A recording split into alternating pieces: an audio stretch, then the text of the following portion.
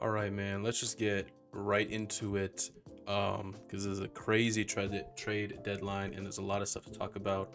So first things first, the Brooklyn Nets are trading James Harden to the Philadelphia 76ers for Ben Simmons, Seth Curry, Andre Drummond, and two first round picks. Now, this is a crazy move. Obviously, James Harden has been unhappy in Brooklyn for a while now, obviously due to Kyrie Irving not being available, and just reports that he doesn't really like Brooklyn that much. And he has kind of been wanting out for like the past week or so. He has not been playing very well this season. It's been very up and down, and recently it's just been very bad. Um, but the 76ers won, man. They've been holding out on trading Ben Simmons for the whole year. Like, he hasn't played at all. And Daryl Morey, the GM of the 76ers, has been waiting to find a suitor for Ben Simmons. And he won. I can't believe it that he actually won. He got what he wanted. He got James Harden. And um, yeah, this is a major move, bro. This is insane. Now, the depth of the 76ers has taken a hit. Seth Curry was a very big part for them. He's amazing three-point shooter, obviously, and Andre Drummond was a very good backup center for them. But I think with the asset of Ben Simmons and the fact that Harden was unhappy in Brooklyn, like, you have to do this trade. And to be honest, I think this is a win-win for both teams, just considering the circumstances.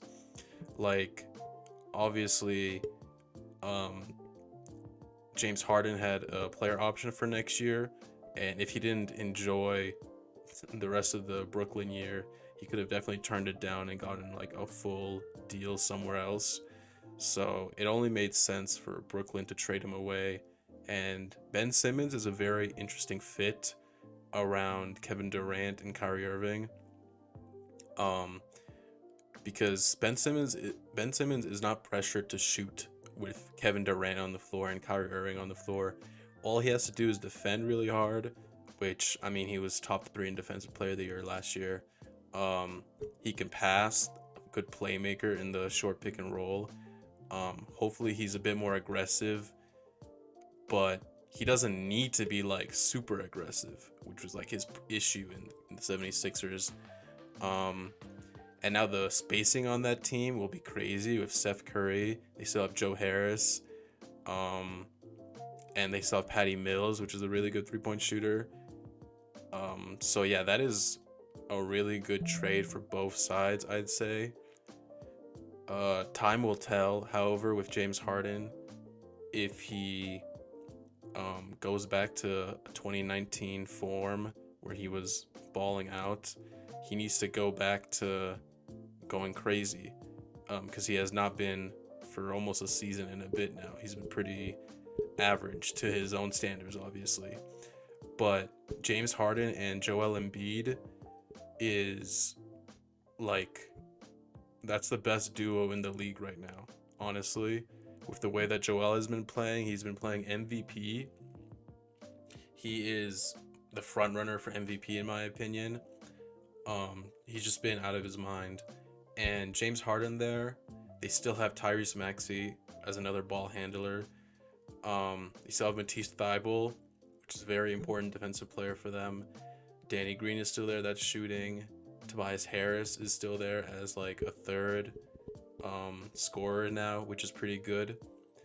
So yeah, I'd say that overall this is a win for both sides. I'd rate for this trade, I'd give Brooklyn, I guess for this circumstance, I'd give them an A.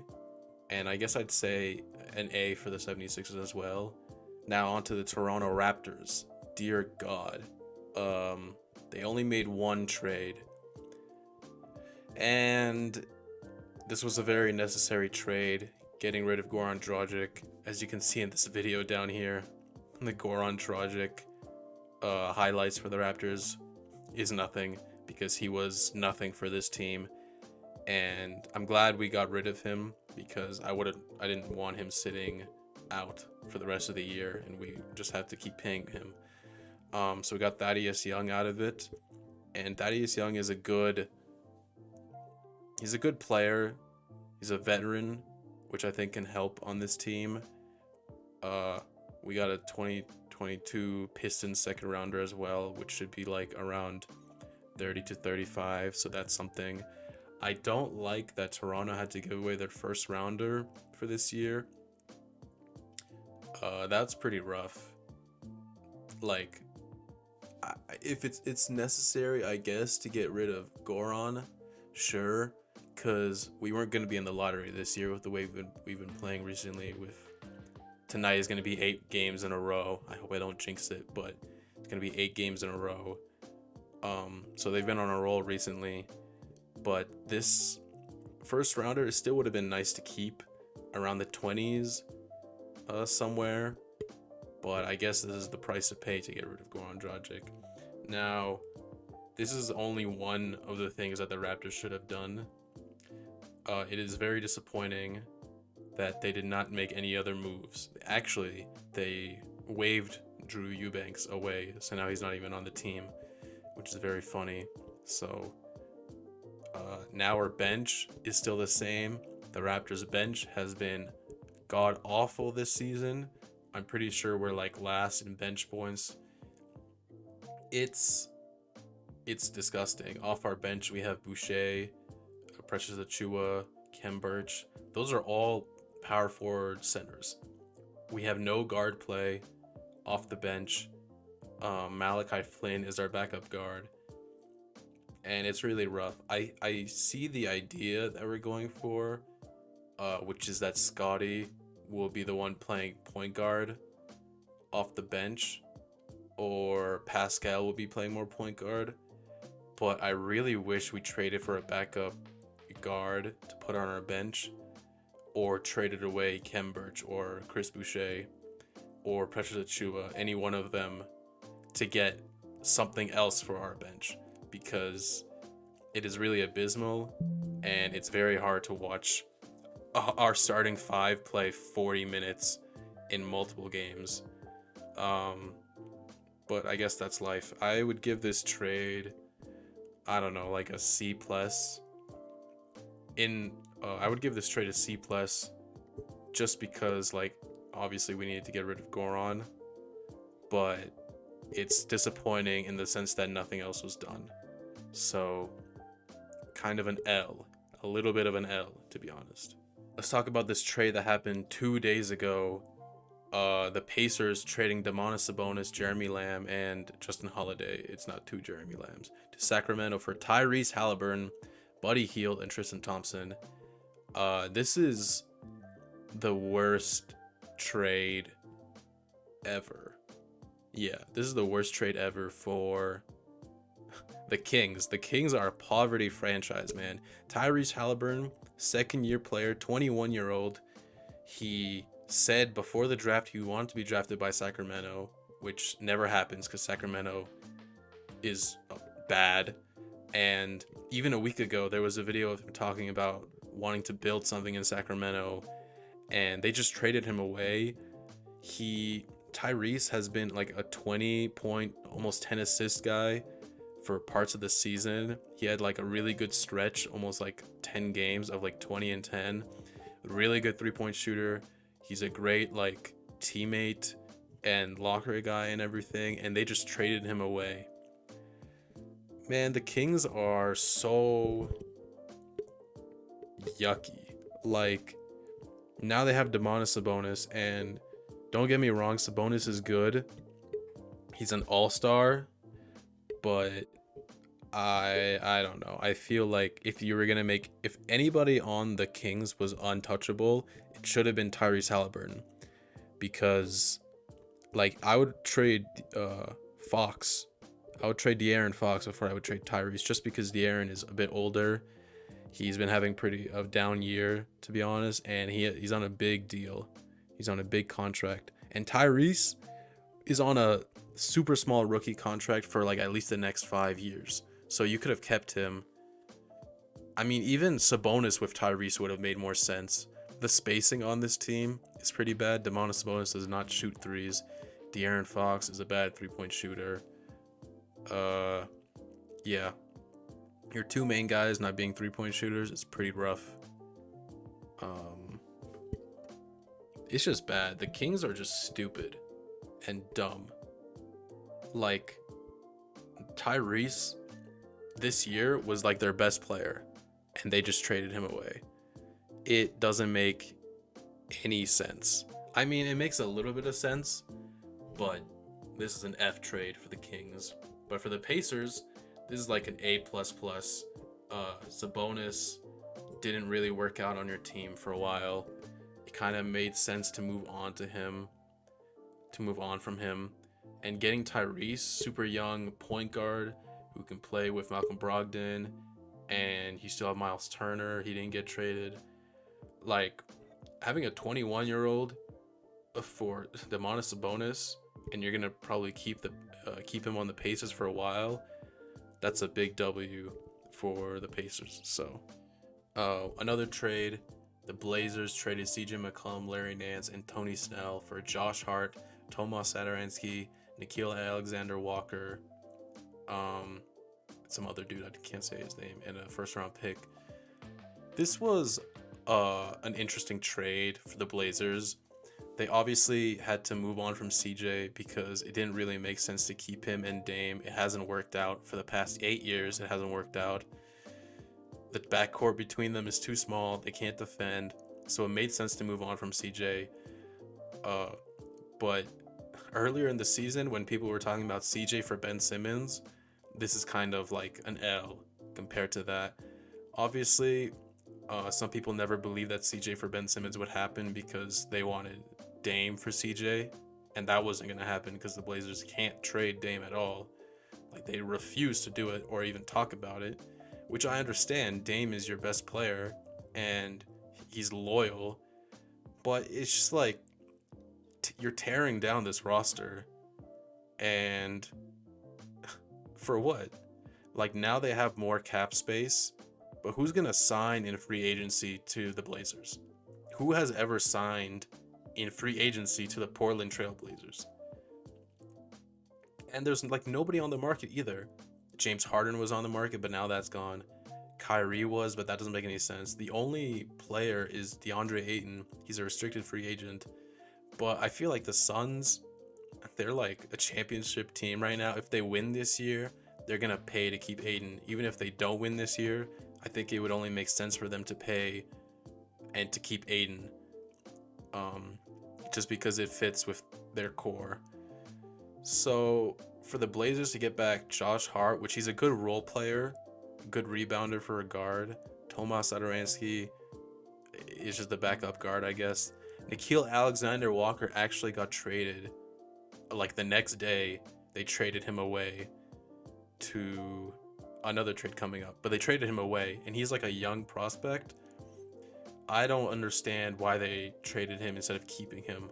Like, now you got CJ for Josh Hart. Like, this is just another F for the Blazers. They are just horrible. And I think between them and the Kings, like, those are the two biggest losers of the trade deadline. Now for the Pelicans, I kind of like this for the Pelicans. They've needed a good guard, and CJ is a really good scoring guard. With him, Brandon Ingram, hopefully Zion whenever he comes back. Larry Nance is a good bench player.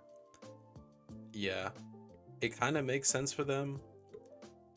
But also, I don't see the ceiling of this team being very high until Zion comes back. And until he comes back and he's like good. Because he has not been here all season.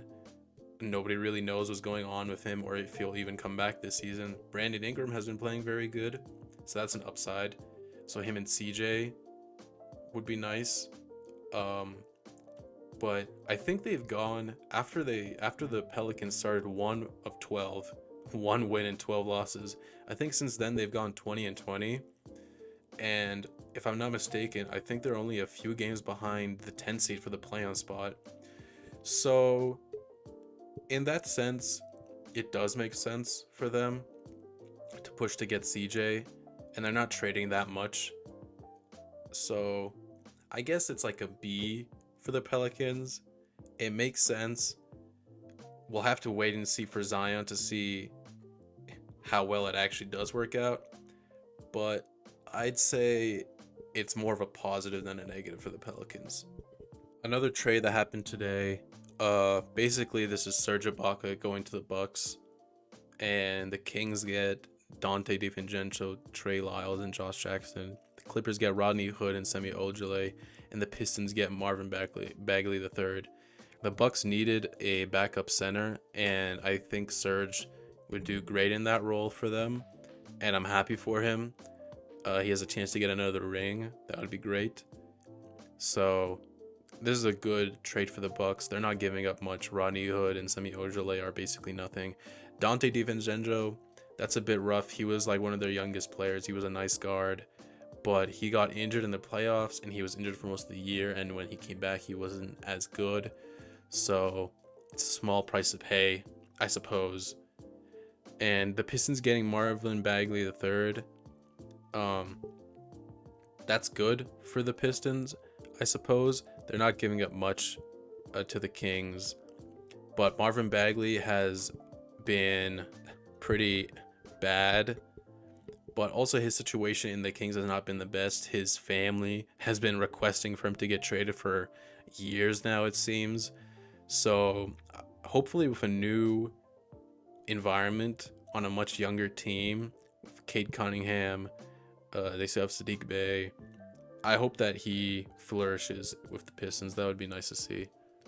So this next trade, Caris LeVert being sent to Cleveland for Ricky Rubio. This made sense, and this is a good trade for Cleveland. They've been doing really well this year. One of their best years ever without LeBron, I think. Darius Garland is MVP. Evan Mobley is amazing rookie. I really like him. I wish the Raptors drafted him if it weren't for Scotty Barnes being so good as well. Jared Allen as well has been amazing. And since Colin Sexton was injured early on in the season, and Ricky Rubio also got injured, they really desperately needed another ball handler. And Caris LeVert can do that. He's also a scorer. And his time in Indiana didn't really work out. He was kind of bad for most of the year. And it makes sense for Indiana. They got another first round pick out of it, which they should. They're kind of retooling, not full on rebuild, because they still could have traded some more pieces. But I don't think this is a very bad trade for Indiana, since Caris LeVert wasn't really working out there anyway. So for Indiana, I'd say it's like a B minus, but for Cleveland, I definitely say this is like an A trade. This trade happened very late in the trade deadline. Kristaps Porzingis to the Wizards for a package around Spencer Dinwiddie, which includes Davis Bertans as well. Mavericks are stupid. The Mavericks are very stupid. Kristaps Porzingis and Luka Doncic were not the best duo. Porzingis never really worked out very well in Dallas. He was always injured, and he was coming back and rehabbing, and it's just he wasn't really the player that the Mavericks thought that he would be when they traded for him from the Knicks. So I guess it made sense to get rid of him. But for Spencer Dinwiddie, I don't know, man. Spencer Dinwiddie has been god awful this season. He's had multiple games where he's scored under double digits. He is coming off an injury, but the entire season he's just been very bad, shooting a lot of jump shots that he didn't need to take. He's not been going to the rim very much, and it makes sense in a way for the Mavericks because they needed another ball handler, because Luka has the ball all the time and they need to put the pressure off of him and give it to somebody else. So in that way it makes sense, but Dinwiddie is kind of on a longer deal, and they also got Davis Bertans, and he's on an even longer deal and even more money, and he can only shoot threes, and he's not been shooting threes well. So this is kind of an L for both teams, not gonna lie, because Kristaps isn't really that good either. He's fine, but the Wizards said that Bradley Beal went into surgery and he's not going to be playing for the rest of the year. So now it's going to be Porzingis, Kyle Kuzma. I don't know. Somebody on the street that they picked up. Like, what are they doing? I don't really know what the Wizards are doing. I wish they traded Bradley Beal because I think his time with the Wizards should be up. It doesn't really make sense to keep him anymore. He has been loyal, but they have not been able to build a team around him. And soon he's up for like a supermax 5-year, $200 million contract. And locking yourself up with Bradley Beal for that many years and that much money when you have not been able to build a team around him when he was on less money, it just seems like a bad idea. Like, very bad. So this is an L for both teams. I'm not even going to rate it. It's just an L. This is a small trade. Montrezl Harrell to Charlotte for Vernon Carey and Ish Smith. I'm not going to lie. I don't really know who Vernon Carey is. I think he's a rookie. And Ish Smith is like a backup point guard. So this is not bad for Charlotte. They didn't really give up much. They didn't really give up much to get Montrezl Harrell, who is a good backup, but maybe he's their starting center now. He's a bit undersized, but he's a really high energy dude. So I think that might be fun for the Charlotte Hornets. Only issue is that he doesn't really play defense that much, and Mason Plumlee also doesn't play defense that much. So they really should have looked out to get a more defensive center. But here we are, I guess. Pacers finalizing a trade to send Torrey Craig to the Suns for Jalen Smith. Jalen Smith is like a young second-year center, I believe. So it kind of made sense for them to trade him because other backup centers, Bismack Biyombo and oh my god, I forgot his name. But the other backup center for the Suns have been playing way better. But I'm pretty sure Torrey Craig was on their team like last year or something. So yeah, this is a funny video. Lakers fans. Oh yeah, Lakers fans. Look at this. Dame to the Lakers? No. Speaking of the Lakers real quick, they didn't make any trades, which is sad. It's very sad for them, but it also seemed like that was going to happen, to be honest, because they don't have anything to trade. They have Talen Horton-Tucker, who's bad. Nobody wants Russell Westbrook. Nobody can afford Russell Westbrook. They don't have any picks until 2027. No first round picks until 2027. 4 years from now. So they have no assets to improve their roster. So it's funny that the Lakers are bad. I'm going to predict now, bold prediction, that the 76ers make the finals. I think that the ceiling of James Harden and Joel Embiid, like, yeah, they can win it all. It might be interesting in the playoffs. They might have some really bad games. They might have some collapses, as James Harden is known to do in the playoffs, as Joel is known to do in the playoffs, as Doc Rivers is known to do in the playoffs. So that'll be very interesting to watch. But I'm going to predict that they make the finals just because this duo, nothing for the Knicks. Good. They don't deserve anything. They should die. That's the end of the video.